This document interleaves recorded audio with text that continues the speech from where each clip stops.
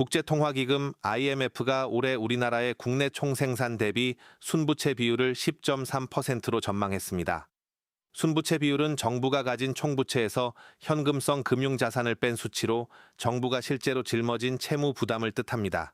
이번 수치는 주요 20개국지 20평균인 89.6%와 비교하면 약 9분의 1 수준에 불과합니다. 134.3%를 기록한 일본이나 129%의 이탈리아 등 주요 선진국과 비교해도 우리나라 살림은 매우 건전한 상태인 것으로 분석됐습니다. 특히 5년 전 전망치와 비교해 부채 비율이 15.3%포인트나 개선된 점이 눈에 띕니다. 이는 우리 경제 규모 GDP가 당초 예상보다 커지면서 분모가 확대됐기 때문입니다. 이재명 대통령은 이러한 지표를 바탕으로 민생과 미래 산업을 위한 적극 재정 기조를 재확인했습니다. 이 대통령은 SNS를 통해 시도 때도 없이 긴축 노래 부르는 이상한 분들에게라고 직격하며 국채를 통한 투자가 경제 성장률을 높여 오히려 부채 비율을 안정시킬 수 있다는 점을 강조했습니다. 결국 무조건적인 긴축보다는 적재적소의 투자를 통해 경제의 파이를 키우는 것이 민생 회복과 경제 안보를 지키는 핵심 열쇠가 될 것으로 보입니다. 그래서 금융 지원 노력들 강화해 나가도록 하겠습니다. 이상 보고 마치겠습니다. 네. 금융위원회 고생 많으시고요. 이게 금융위원회에서 어쨌든 금융 시스템을 정비를 해서 주식시장이 지금 정상화되고 있는 큰 효과가 나타나고 있는 거예요.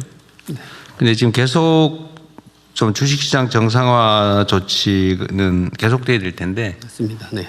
우리 정책실하고 지금 준비하고 있는 건 언제쯤 제가 볼 수 있습니까?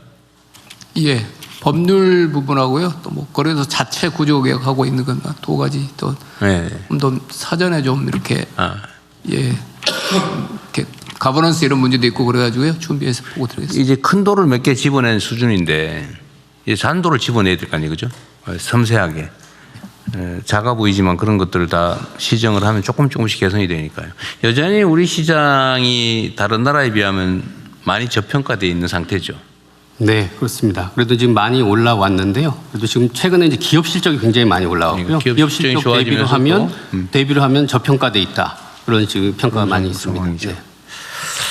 그리고 여전히 어디 요새 뭐 이자가 무슨 뭐 10,000%가 넘는 걸 발각을 했느니 뭐 그러잖아요. 네네. 그거 지금 이자를 뭐 10,000% 넘게 받고 이건 단속은 경찰이 하고 있습니까? 예, 경찰에서 주로 단속. 경찰에서. 예.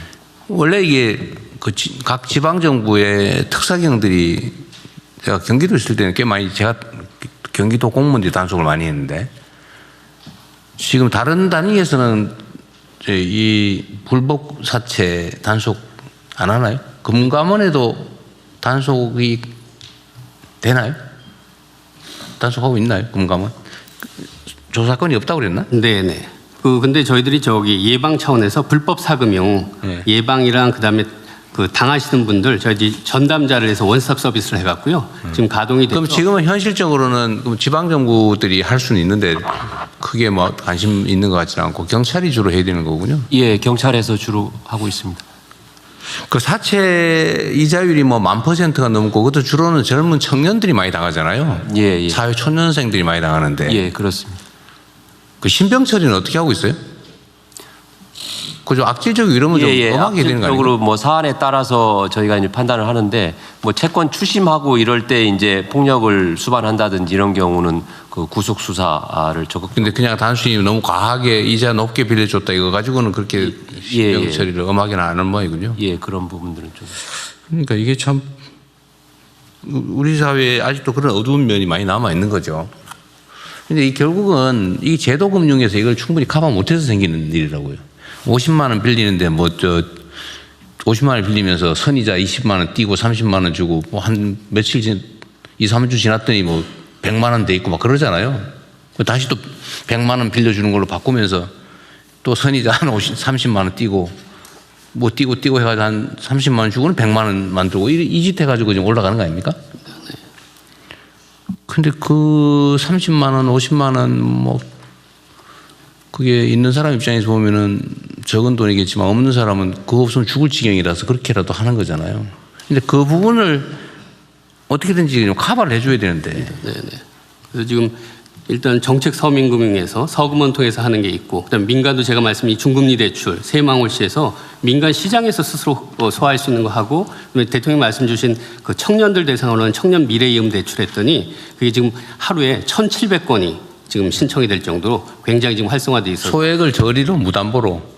네, 무담보입니다. 신용 없이 미래 상환 능력만, 미래 상환 의지만 보고 저희들이 하는 청년 미래이음 대출. 그래서 제가 전에도 한번 말씀드렸는데 이게 우리는 이제 지원 그냥 무료로 주는 거 아니면 빌려주는 거. 빌려주는 건 반드시 받는다. 그냥 주는 거. 반드시 받는 빌려주는 거. 이 두 가지만 보통 생각을 하잖아요. 그런데 중간쯤에 예를 들면 한 50%는 못 받을 경우 결선 처분한다. 50%만 받아도 된다라고 하는 영역의 정책도 만들면 효율적이지 않나요? 맞습니다. 그래서 저희들이 하는 게 청년 미래이음 대출 같은 경우는 미소금융을 통해서 전통적으로 그냥. 근데 그런 거를 하면 어디 일부 언론에서 뭐 50%를 떼어 먹혔느니 이렇게 비난을 하니까 웬만하면 그런 정책을 안 하려고 하는 거죠. 근데 이제 미소금융은 어떻게 보면 굉장히 사례 상담이라든지 이걸 통해서 굉장히 깊게 들어가기 때문에 오히려 그런 측면에서는 손실률이 더 떨어질 수도 있습니다. 아니, 저는 제 말을 좀 드리는 건 손실률 떨어지는 거 자랑하지 말자 그 말이에요. 악착같이 받자 이게 아니고 결국은 재정이라고 하는 게 우리가 연간 국가 예산으로 한 700~800조 원을 쓰는 거잖아요. 700~800조 원을 매년 쓰잖아요. 앞으로 계속 늘어나겠죠.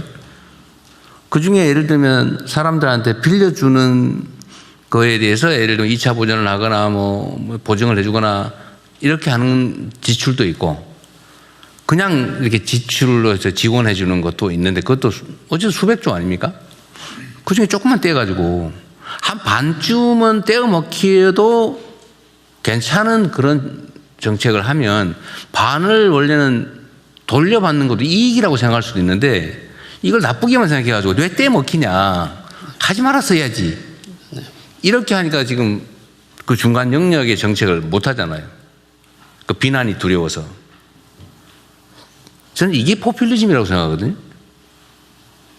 비난을 받더라도 그게 재정을 효율적으로 쓰는 길이잖아요. 그냥 무료로 주는 것보다는 무료로 주지 말고 받을 수 있는 데는 되돌려 받자. 이거 안 되는 건 그냥 지급하는 걸로 하고. 이 영역도 우리가 발굴을 해놔야 되지 않냐. 그래야 이 불법 사채 업자한테 걸려가지고 실제로는 100만 원밖에 못 썼는데 빚은 500만 원 돼 있고 이런 걸 막을 수가 있잖아요. 맞는 말씀입니다. 그러니까 불법 사금융 예방 대출이라고 지금 저희들이 아무것도 안 보고 100만 원 빌려주는 거 있거든요. 네. 근데 그런 부분에 대해서 아무래도 손실률이 높게 나타나죠. 근데 그걸 보고 어떤 분들은 손실이 너무 높다고 그러는데 말씀하신 대로 거기서 저희들이 구해낸 그 70% 이분들 같은 경우 만약에 그런 제도가 없었으면 다 불법 사금융으로 가서 범죄화되고 더 악화되기 때문에 그 잃어버린 30이 중요한 게 아니라 저희들이 막아낸 그 70, 그 30을 통해서 그렇죠. 100명을 저희들이 막아냈다. 그렇게. 그래가지고 신용불량 돼버리거나 이래가지고 애들 직장도 못 구하고 이러면 이제 기초생활 수급 지원을 하든지 뭐 실업수당을 줘야되든지 정부 재정이 훨씬 더 많이 들어간단 말이에요. 그러니까 그 부분의 중간 영역에 좀 뭐라 그럴까 그런 회색 정책이라고 그럴까? 네네. 지원도 아니고 대출도 아니고 지원이기도 하고 대출이기도 하고 이런 것도 필요하겠다는 생각이